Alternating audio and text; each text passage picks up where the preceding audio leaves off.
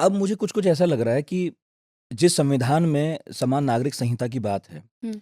तो हमने जो अभी शुरू में बात की, वो लोग किसी और तरह की समान नागरिक संहिता की तरफ बढ़ना चाहते थे। और आज जो पॉलिटिकल फोर्सेस पावर गेम में शामिल हैं सभी, हुँ। वो किसी और तरह की समान नागरिक संहिता पर लोगों को राज़ी करना चाहते हैं। ऐसा कुछ देखने में आ रहा है? देखिए, मतलब हिस्ट्री ऐसी चीज़ है कि हम जाके समझने की कोशिश कर सकते हैं, बट मैं भी अभी यही कहूँगी कॉन्स्टिट्यूएंट असेंबली में कि बड़ा कन्फ्यूजन था। किसी को अंदाज़ा नहीं था कि यूनिफ़ॉर्म सिविल कोड से एक्चुअली होगा क्या? लेकिन मैं ये ज़रूर कहूँगी, जैसे आजकल काफ़ी फैशनेबल हो गया है कहने का कि नेहरू ने सब गड़बड़ कर दी। हुँ। अगर ये हुँ, चाहते तो ऐसा हुँ, नहीं हुँ। होता।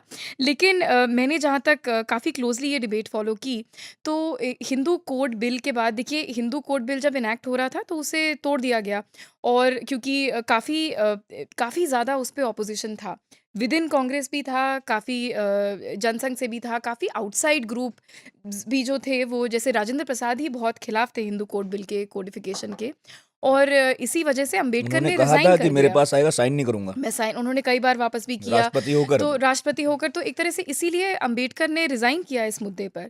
लेकिन नेहरू की काफ़ी हद तक कमिटमेंट थी पर्सनल लॉ को कोडिफ़ाई करने की, और ये सिर्फ़ सीमित नहीं था हिंदू लॉ के लिए। उन्होंने 1960 में क्रिश्चियन लॉ पे रिफ़ॉर्म स्टार्ट किया, इनफैक्ट अभी मैं 1961 पे मुस्लिम पर्सनल लॉ कमिटी बनाई। और जो शुरुआती हिंदू कोड बिल है, जी। यानी वो कुछ कानून जो अनजस्ट थे उन्हें हटाया, उसमें केवल हिंदुओं के नहीं बल्कि इसमें तो सिख, जैन, बौद्ध भी शामिल थे।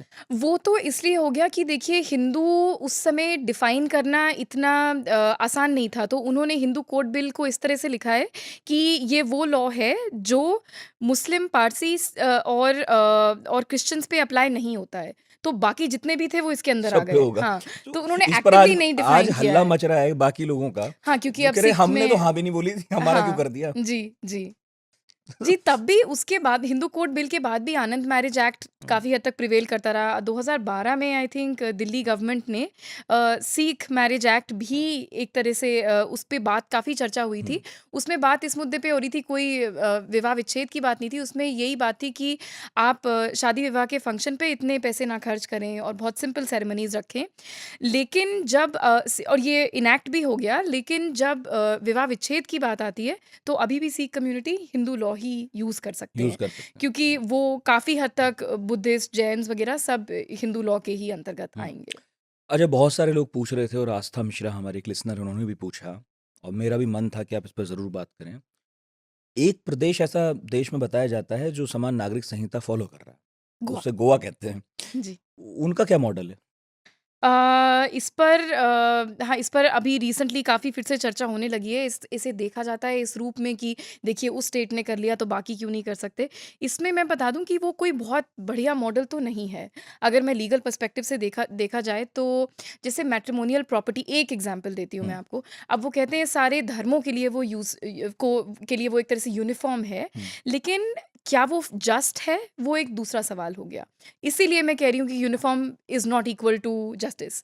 तो अब यूनिफ़ॉर्म सिविल कोड में एक एग्ज़ाम्पल ये है कि जैसे मैट्रिमोनियल प्रॉपर्टी जो होती है, वो प्रॉपर्टी होती है जो आप शादी करने के बाद एज़ अ कपल एक्वायर करते हैं। ठीक है। तो मतलब मैट्रिमोनियल पति-पत्नी ने पति-पत्नी ने अपनी कमाई से अपनी कमाई से जो हासिल जो की है। हासिल किया है। ओके। अब इसके बाद अगर डिवोर्स हुआ या विवाह हुँ, विच्छेद हुआ, हुँ।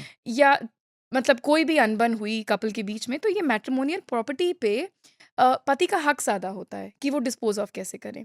तो ये यूनिफ़ॉर्मिटी का क्या फ़ायदा, अगर आप अभी भी पति को ही ज़्यादा हक देंगे इस समान टू नागरिक डिस्पोज़ ऑफ। संहिता में भी असमानता बरकरार है। एक अगर अगर जेंडर के बीच असमानता है, तो धर्मों के बीच में समानता करके हम क्या करेंगे? मैंने सुना वहाँ ये भी है कि अगर लड़का पैदा नहीं होता है तो दूसरी शादी भी कर सकते हैं और वो सभी कर सकते हैं चूँकि गोवा में पूरे गोवा में लागू है, ऐसा कुछ?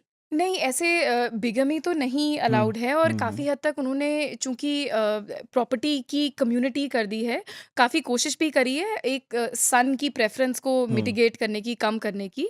लेकिन फिर भी इनहेरिटेंस पैटर्न्स वग़ैरह में काफ़ी ऐसे इश्यूज़ हैं, जो हमें ये मतलब रिमाइंड करते हैं कि इक्वल इज़ नॉट जस्ट। हुँ। तो वो जो सामान्य है, लेकिन विमेन को लेके सामान्य नहीं है। और मैं ये भी कहना चाहूँगी कि गोवा सिविल कोड भी पोर्टुगीज़ सिविल कोड से इन्फ्लुएंस्ड है, तो काफ़ी हद तक कैनोनिकल क्रिश्चियन लॉ का बहुत इन्फ्लुएंस है, तो वो कोई न्यूट्रल कोड नहीं है। उसमें भी उस पर अपना ठीक-ठाक हाँ। ईसाइयत के एक वर्ज़न का एक ठीक-ठाक प्रभाव ठीक-ठाक है। प्रभाव है। हाँ। नहीं, जैसे कि लोग कहते हैं देखिए फ्रांस ने कर लिया यूनिफ़ॉर्म सिविल कोड। फ्रांस का यूनिफ़ॉर्म सिविल कोड बहुत हद तक प्रोटेस्टेंटिज़्म से हुँ, प्रभावित है। तो हुँ। ज़रूरी नहीं है न्यूट्रल होगा। यही सवाल आजकल इंडिया में भी बहुत लोग पूछ रहे हैं कि अगर आप यूनिफ़ॉर्म सिविल कोड ले भी आए, हुँ। क्या ये न्यूट्रल होगा पूरी तरह से कि नहीं? तो न्यूट्रैलिटी, यूनिफ़ॉर्मिटी, इक्वालिटी, जस्टिस सब अलग-अलग मुद्दे हैं। और हमने तो सबकी खिचड़ी कर दी है हाँ फिलहाल, जी, क्योंकि बहस इतने कानूनी ढंग से कोई कर नहीं रहा है, ना ज़्यादा लोग कानून समझते हैं, ना बिल्कुल। उनकी बारीकियों में जाते हैं। हुँ। एक ऐसा माहौल है जिसमें ये लग रहा है कि जो पार्टी ज़्यादा ज़ोर लगा रही है, उसके अपने एजेंडा होंगे इसलिए ज़ोर लगा रही है। हाँ, कोई इसे शायद उस तरह यही नहीं बात देखना हो। चाह रहा है जिस तरह से आप हुँ। बता रही हैं। हाँ, मतलब कोई इसकी कॉम्प्लेक्सिटी को समझने की ज़्यादा कोशिश नहीं कर रहा है। जो चीज़ कॉम्प्लेक्स लगती है, वो कह देते हैं चलो हम नहीं छेड़ेंगे ट्राइबल लॉ को, चलो हम हुँ। नहीं करेंगे 6th शेड्यूल। अभी नॉर्थ अब ईस्ट जो पूरा है, हाँ जी। और वहाँ पर अभी एक घटना हुई जिसकी हम अभी हुँ, पॉडकास्ट से पहले बात भी शायद कर रहे थे, जी।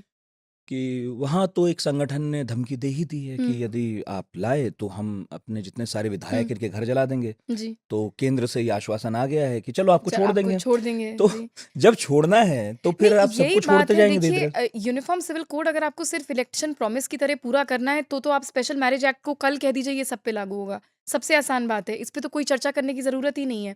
ये चर्चा इसीलिए करी जा रही है क्योंकि ये पॉलिटिकल मुद्दा है। अगर इसकी बारीकियों से को जेन्युइनली समझना था, हुँ। तो हमने 21st लॉ कमीशन में ये काम ऑलरेडी किया है। आपने क्यों हमने कहा कि समझा ज़रूरी नहीं है? हमने यही यही बात थी जैसे आपने अभी जी। एग्जाम्पल दिया 6 शेड्यूल का। 6 शेड्यूल में हमने कंसल्ट किया, हमें अरुणाचल प्रदेश से रिप्रेजेंटेशन आया। ये क्या कहता है उन्होंने कहा सिक्स्थ कि शेड्यूल? हुँ, 6 शेड्यूल ये कहता है 6 शेड्यूल देखिए कॉन्स्टिट्यूशन का बहुत महत्वपूर्ण हिस्सा है। हुँ, इसमें ये लिखा है कि कई सारे ऐसे जो प्रदेश हैं जो नॉर्थ ईस्ट में हैं, उन्हें कई सारी सिविल लॉज़ से एग्ज़ेम्पशन मिला है। तो चाहे वो इनहेरिटेंस हो, चाहे वो शादी-विवाह का कोई कानून हो, चाहे वो बच्चों के अडॉप्शन का कोई ऐसा कोई कानून है क्या जो हम लोगों को जो उत्तर भारत में रहते हैं थोड़ा अजीब लगेगा लेकिन वहाँ बड़ा आम है? इनहेरिटेंस वहाँ पे हुँ, एक मैट्रिलिनियल प्रॉपर्टी होती है हुँ, कि हुँ। मदर की साइड की इनहेरिटेंस ज़्यादा प्रिवेल करती है।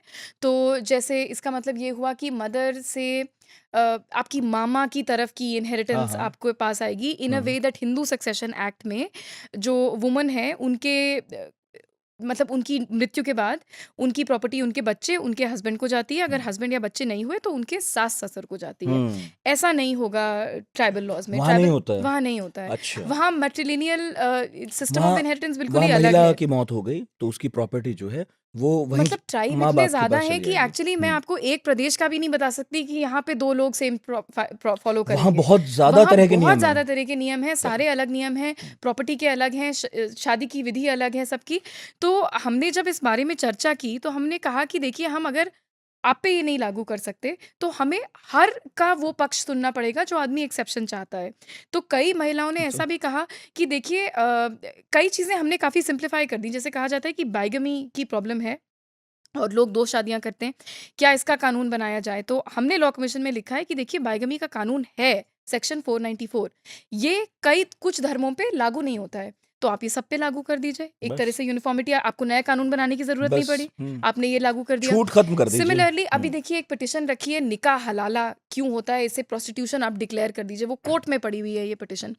अब इससे हमें डील ही नहीं करना पड़ा क्योंकि हमने जब ये इस पे कन्वर्सेशन की, तो हमने रियलाइज़ किया ये प्रैक्टिस तो ऑलरेडी इल्लीगल है। तो इस पे आप चर्चा करना चाहें तो कर सकते हैं, लेकिन that is like us talking about sati प्रथा। देखिए कहीं तो हो रही है, अभी 2012 में भी केस हुआ है, बाल 14 विवाह में भी भी हो केस रहे हुआ है, हैं। बाल हाँ, विवाह भी हो सब रहे हो हैं। रहा है। अब मैं कोई डाल दूँ एक पिटीशन कोर्ट में कहूँ देखिए सती प्रथा आप पूरी तरह से बंद करिए। वो कहेंगे देखिए ये तो ऑलरेडी क्राइम है, क्राइम अब पुलिस है। नहीं रोक पा रही है तो हाँ। हम क्या करें? अब यही बात है निकाह हलाला के लिए भी। तो इस पे चर्चा इस सेंस में होती है कि जैसे कि हमने ये डील ही नहीं किया है, लेकिन 21वीं लॉ कमीशन ने ये दिखाया है कि काफ़ी हद तक, काफ़ी मुद्दों पे ऑलरेडी कानून है। आप ये जारी कर दीजिए सब पे।